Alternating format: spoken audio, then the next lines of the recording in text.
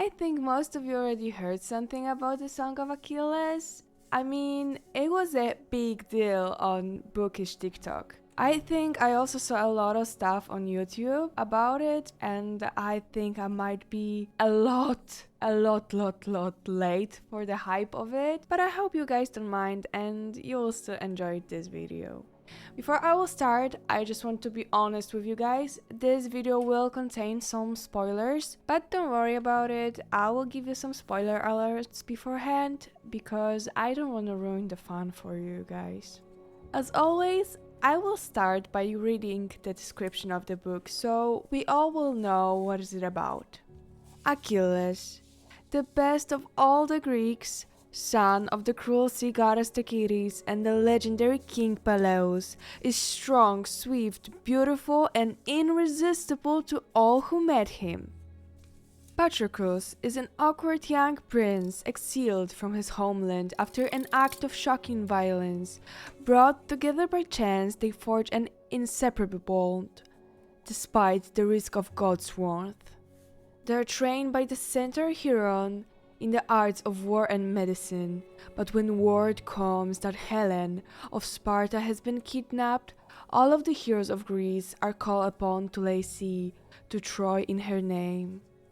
Seduced by the promise of glorious destiny, Achilles joined her cause, and torn between love and fear for his friend, Patroclus follow.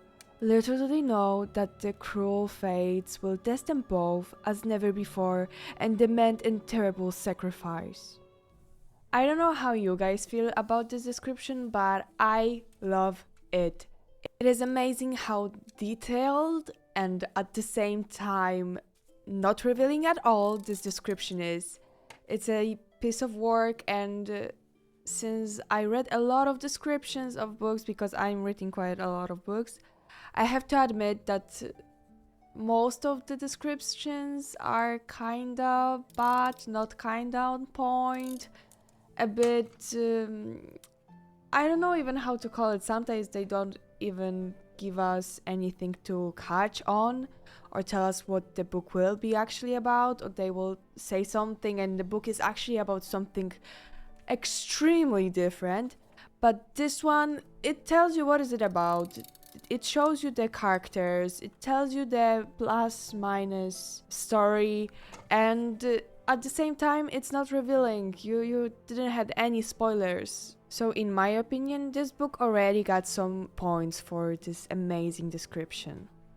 I have to admit that after reading Red, White and Royal Blue, which I extremely hated, I was pretty scared to read any book that was recommended on TikTok for me, because I was scared that it will be kinda a waste of my time and that I won't enjoy the story, which is kinda sad because I don't like to stop reading in the middle, and at the same time I don't like wasting my time because I don't have that much time to read.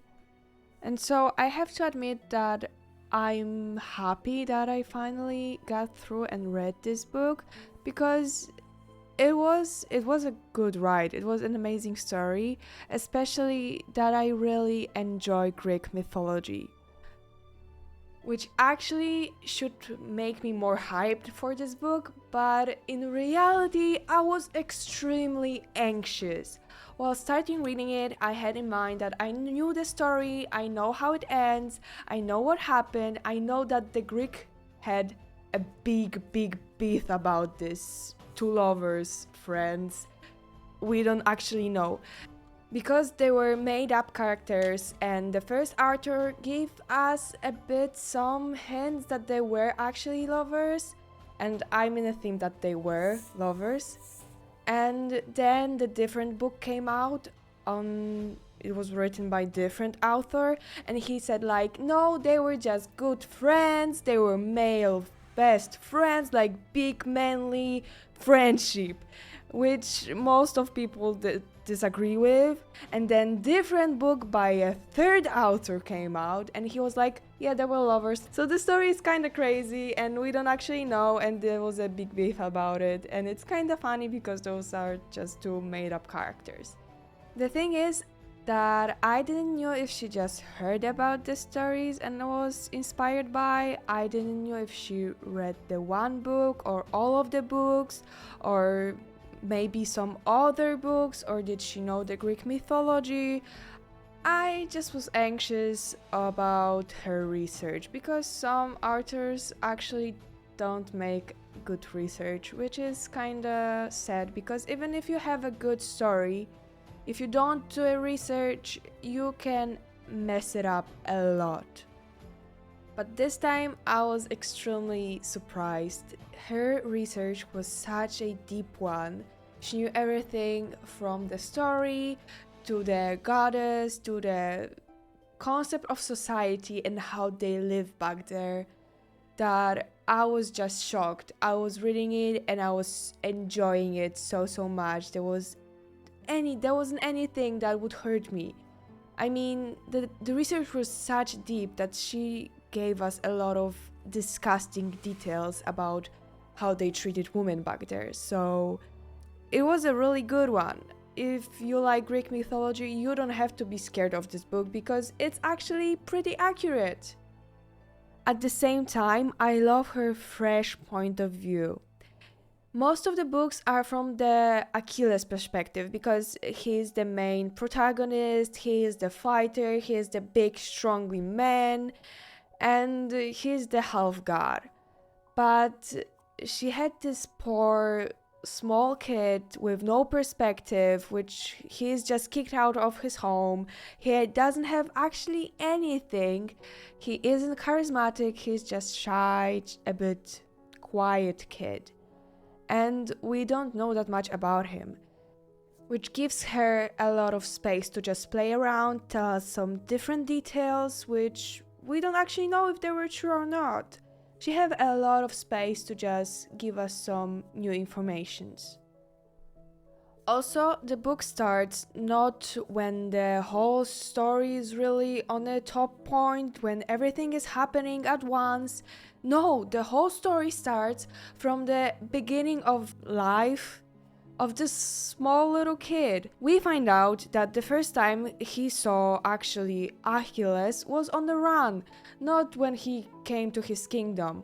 We find out why he was kicked out of his house, what happened, how did he feel about it. We see his emotions, we see everything. We are experiencing everything actually with him because the author wrote so good. Her descriptions of the emotions are amazing, and you just live those emotions with the characters. We lived through the first meeting of them, the first talk, how he felt in Achilles' palace, and how did it happen that he was his sidekick, kinda, maybe. Later on, we even feel his pain of separation because Achilles went to the Chiron and he just couldn't live without him, so he just came along. He just went after him. He was like, I don't care, I'm going. I need to be next to my best friend, the only human that actually accepts me. Because that's the thing with Protagoras. Because of his shyness, his really quietness and not being sure, he loved to be just in the background of Achilles, which actually I would be kind of mad if not the fact that Achilles saw him. Achilles didn't saw anybody but him.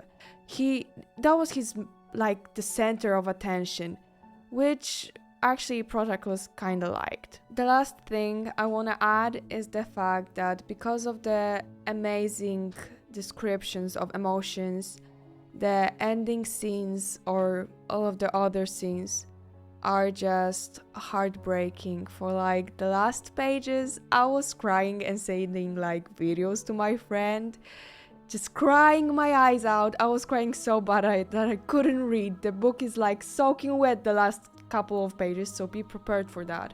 I knew how this book gonna end, but it still didn't stop my emotions.